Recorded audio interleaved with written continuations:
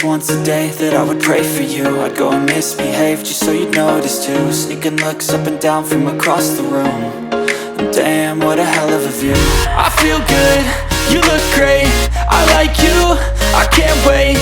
A first time, a first date, you're so fine, I'm so late. You sip wine, I drink straight, don't waste time to my place. I feel my heart erase, so catch me if I fall.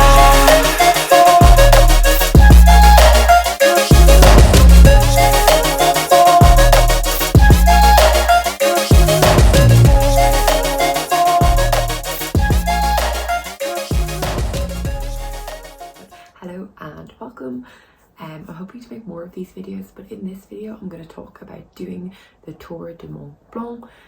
The Tour de Mont Blanc, it is basically one of the most famous kind of long distance multi-day hikes in Europe, and I'm going to try and make the video that I wish I could have seen before I actually embarked on the adventure.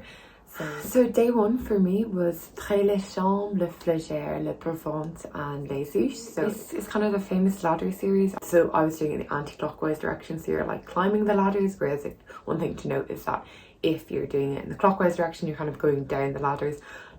Not really sure which is easier, because I know a lot of people find it daunting, like looking at all the ladders you have to climb and the height.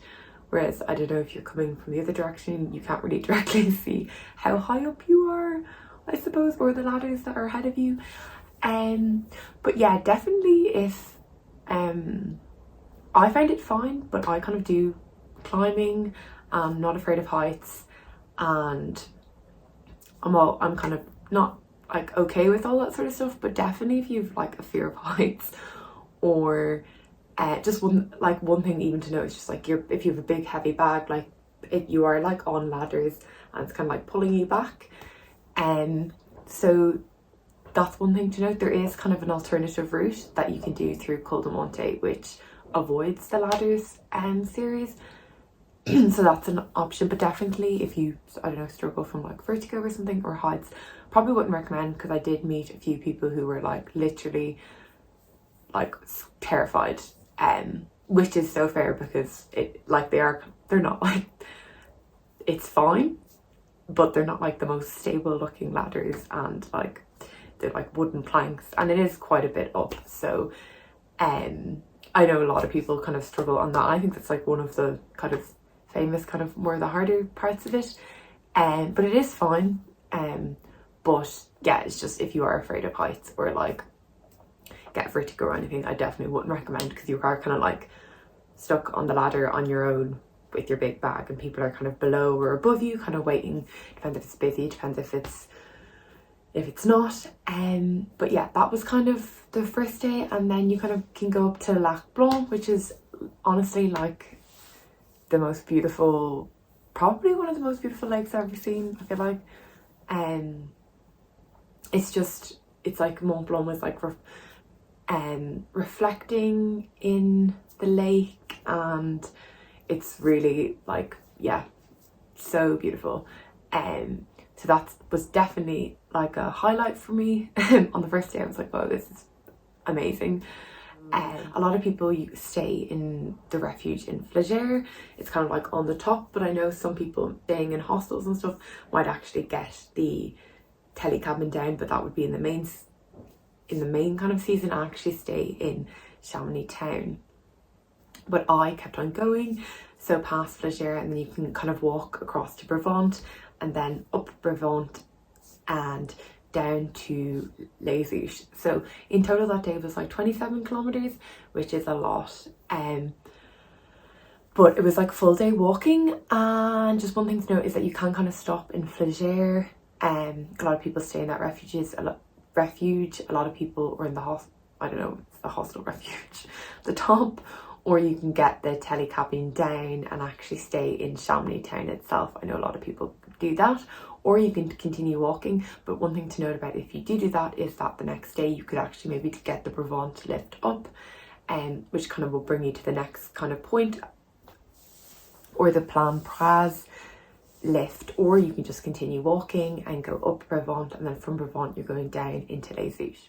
Okay, so our day two was les Ouches. to Le Contamine, and then kind of we had loads of energy by the end of this, so we decided to keep on walking, and then we ended up like camping this kind of not so great area.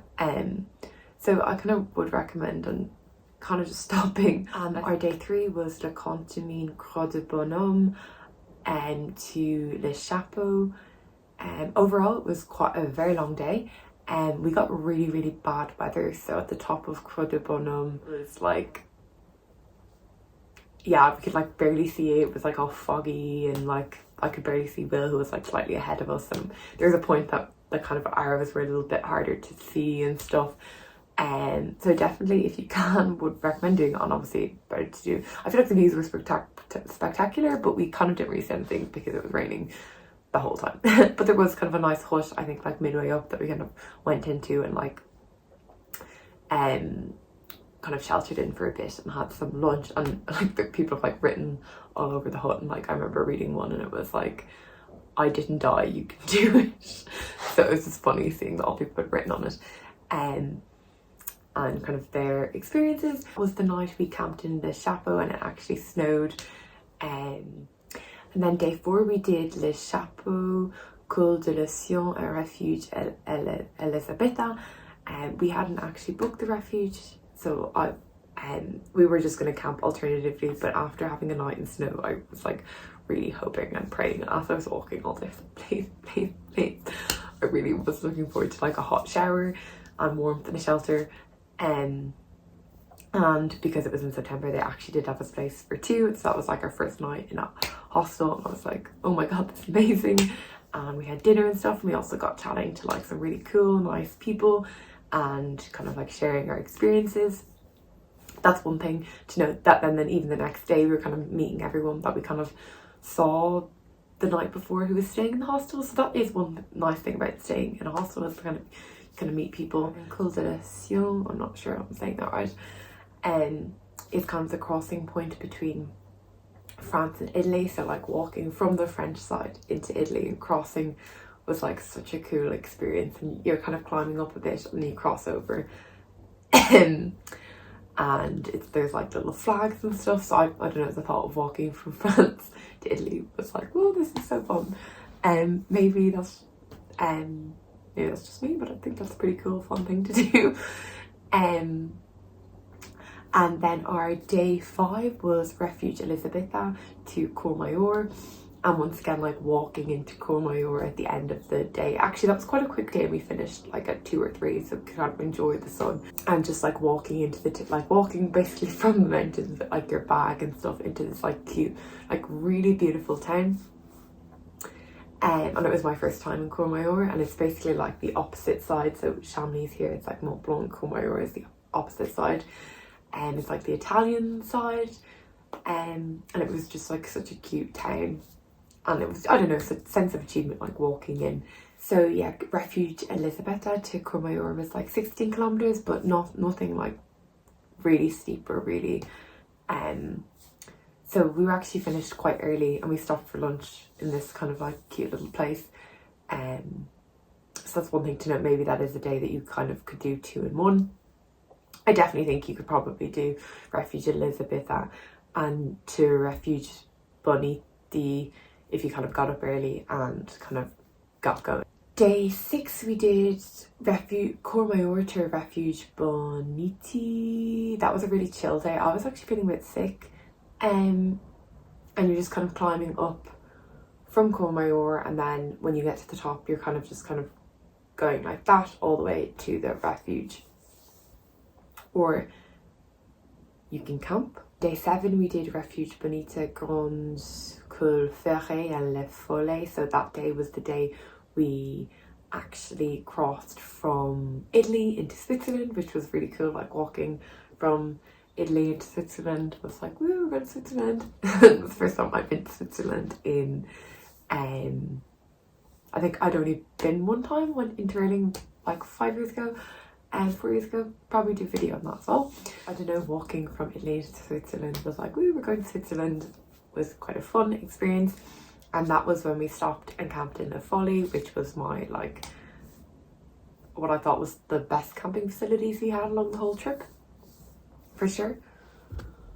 Day 8 was La Folie to Champex, and this is supposed to be like one of the easiest days of the TMB according to the book. So we were like taking it super chill, super slow, really enjoying it, and it definitely was longer than we expected. It wasn't like that hard, but it wasn't like a piece of cake either. I thought we'd be just like walking flat all day, but it definitely is a little bit more uphill than I was expecting, but nothing like massive. I think it was just because the book was like, it's the easiest day, so we like really like went to, we stopped for ages, and by the end we were like, oh, we didn't get there as early as we kind of planned on, and that we met a lot of people who arrived really late to the camping, because these were other people who camped in the Folly who we met, and they were all there, and they were kind of like, oh, I thought today was supposed to be an easy day. So definitely is easy compared to other days, but I don't know, I still would like keep going, because some people were like staying up to the tent in the dark because they were like, oh,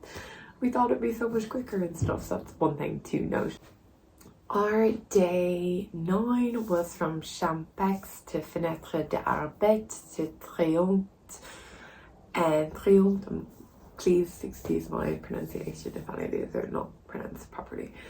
And that was probably one of my favorite days. Like, if you look in the book, it's like straight up and straight down, and there is no easier alternative route that you can do, but we chose to do the harder route.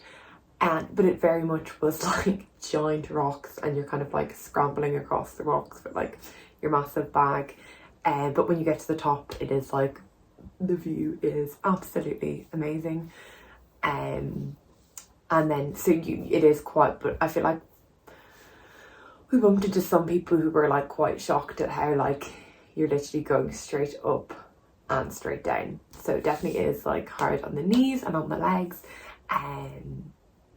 But yeah, so would definitely recommend, but definitely would not do on a day that it's like, we were really lucky that it was like sunshine and no clouds, no rain or anything, because you definitely couldn't do it if there was bad weather, because it's quite hard to like, even in the sun, you are like looking for like the marks on the rocks and stuff, and kind of making sure you're going the right correct way.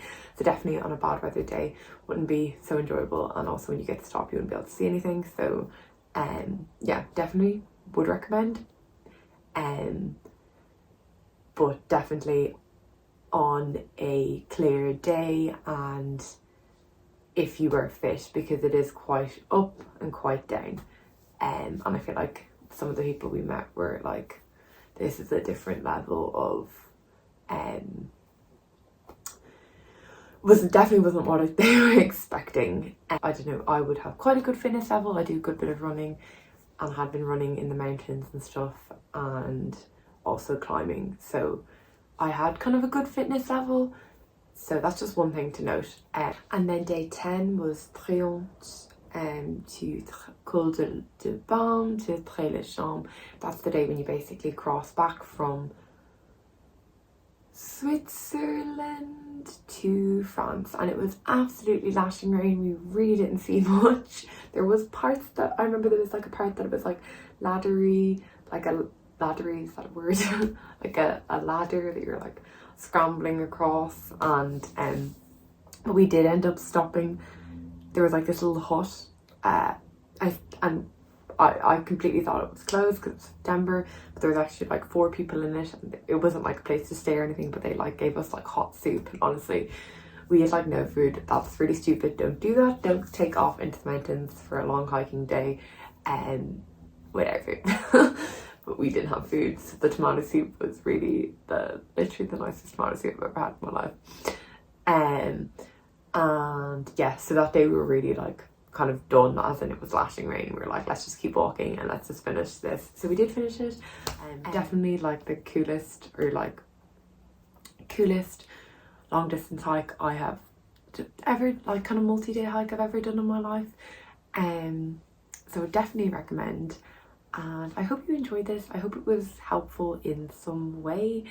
Hope to make more of these, and if you could like and subscribe, that would be amazing. Thank you.